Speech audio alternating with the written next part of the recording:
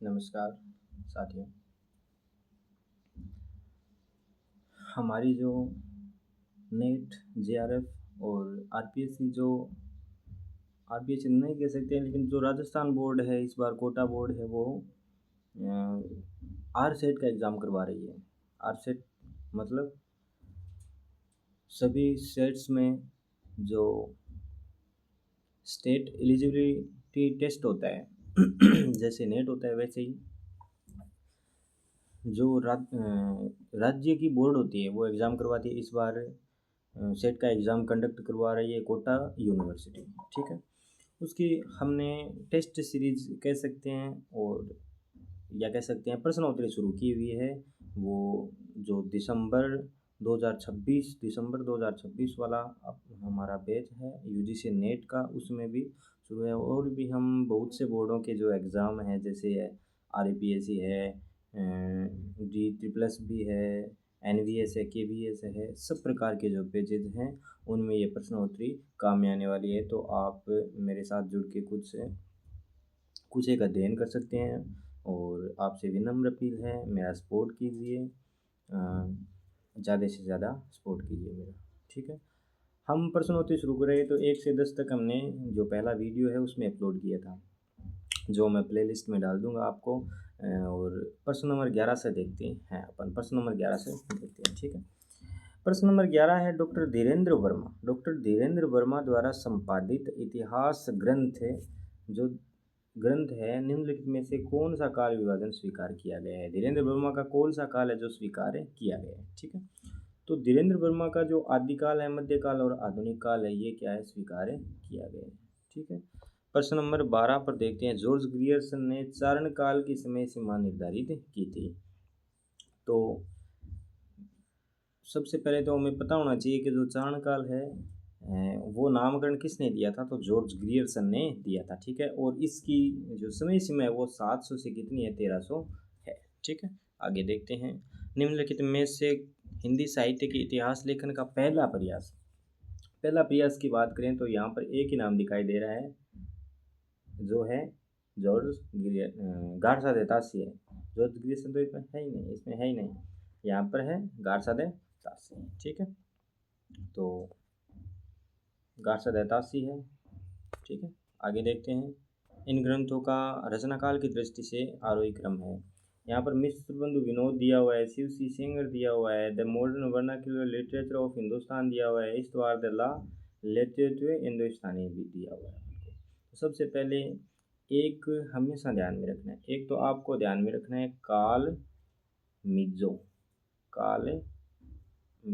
आपको पहले तो पता होना चाहिए कि जो सबसे पहले है वो कालक्रम है, वो जॉर्ज ग्रियर्सन का है। किसका है, जॉर्ज ग्रियर्सन का है, ठीक है। उसके बाद में हम बात करें कि इस वारदला लिटरेचर हिंदुस्तानी है, वो किसका है, गार सदय तासी का है। किसका है, गार सदय तासी का है, ठीक है। तो सबसे पहले दे ऑप्शन आएगा, ठीक है। ये कालक्रम के अनुसार विभाजित कर रहे हैं, तो उसके बाद में शिव सिंह सिंगर आएगा।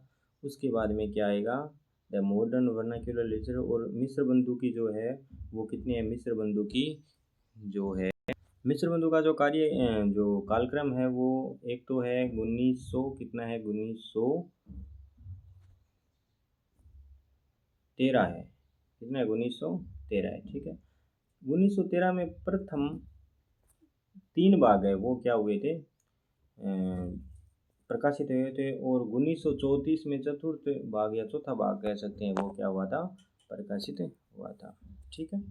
उसके बाद में बात करें तो इसमें ऑप्शन नंबर 3 राइट होगा, ठीक है। उसके बाद में बात करें निम्नलिखित में से ग्रंथ एवं लेखक की दृष्टि से कौन सा विकल्प सुमेलित नहीं है। तो कौन सा ग्रंथ सुमेलित नहीं है उसकी बात करें तो हिंदी साहित्य का अतीत विश्वनाथ प्रसाद मिश्र का है। हिंदी साहित्य का अतीत विश्वनाथ प्रसाद का मिश्र का। हिंदी साहित्य का आदिकाल है वो आचार्य हजारी प्रसाद द्विवेदी का। आदिकाल हजारी प्रसाद द्विवेदी का। और रीतिकाव्य की भूमिका है वो डॉक्टर नगेंद्र की है। अब हिंदी साहित्य का उद्भव और विकास है ये धीरेन्द्र शास्त्री का या धीरेन्द्र वर्मा का नहीं है, ठीक है। आगे देखते हैं, हिंदी साहित्य के इतिहास के जो आरंभिक सीमा संवत 750 या 693 आते ही आपको एक नाम हमेशा ध्यान में आना चाहिए। 693 आ गए तो आपको राम कुमार वर्मा हमेशा ध्यान में आना चाहिए। आरंभिक सीमा संवत है वो 750 संवत है और 693 ईस्वी है वो राम कुमार वर्मा की ही है। ठीक है, आगे देखते हैं। हिंदी के प्रारंभिक काल के प्रदत्त नामकरण तथा समर्थकों की दृष्टि से कौन सा विकल्प सम्मिलित नहीं है?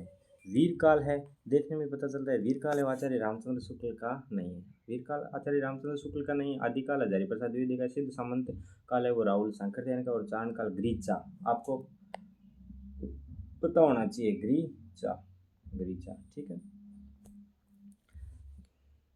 आगे देखते हैं। रामचंद्र शुक्ल ने अपने काल विभाजन में वीरगाथा काल का जो प्रारंभिक समय है वो 993 ईस्वी निर्धारित किया था। ठीक है, वीरगाथा काल में।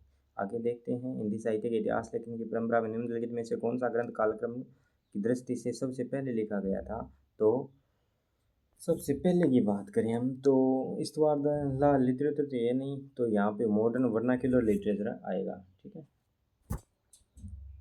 हिंदी साहित्य का अतीत है। हिंदी साहित्य का अतीत किसने लिखा था? हिंदी साहित्य का अतीत विश्वनाथ प्रसाद मिश्र ने लिखा था। ये दोनों ही नहीं है, विश्वनाथ में आपको उलझा रखा है, त्रिपाठी नहीं है तो यही होगा। ठीक है, आगे दिया हुआ है रचना और रचना काल की दृष्टि से सम्मिलित नहीं है। रचना और रचना काल की दृष्टि से क्या सम्मिलित नहीं है भाई? हिंदी साहित्य उद्भव और विकास हजारी प्रसाद द्विवेदी का है। ठीक है, हिंदी साहित्य और संवेदना का जो विकास है वो रामस्वरूप चतुर्वेदी का। हिंदी साहित्य का दूसरा इतिहास वर्तन है। देखो यहाँ पर दूसरा इतिहास बचन सिंह का है, लेकिन आधा इतिहास है वो सुमन राज्य का है। हिंदी साहित्य का आधा इतिहास जहाँ भी पूछे तो सुमन राज्य का है। हिंदी साहित्य का दूसरा इतिहास है वो बच्चन सिंह का। हिंदी साहित्य के वैज्ञानिक इतिहास है वो गणपति चंद्र गुप्त का है। वो यहाँ पर नंदलाल वाजपेयी का नहीं है। आपको जो हमारी प्रश्नोत्तरी चल रही है मुझे सपोर्ट करना है, मैं आपके लिए ऐसे ही वीडियो लाता रहूँगा। और कुछ भी आपको कमी लगे तो आप बेझिझक कमेंट में डाल दीजिए, मैं उसमें सुधार करूँगा। आपको मुझे सपोर्ट करना है। और धीरे धीरे हम हिंदी साहित्य की क्लासेस स्टार्ट कर रहे हैं और देखते हैं सेटअप थोड़ा अच्छा हो जाए उससे।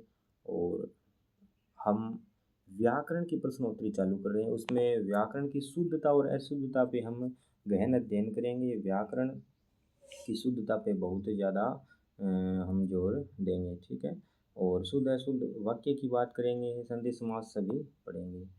तो बहुत बहुत धन्यवाद आपका, मुझे आपने देखा, मेरा वीडियो देखा। धन्यवाद। मैं गणेश स्वामी और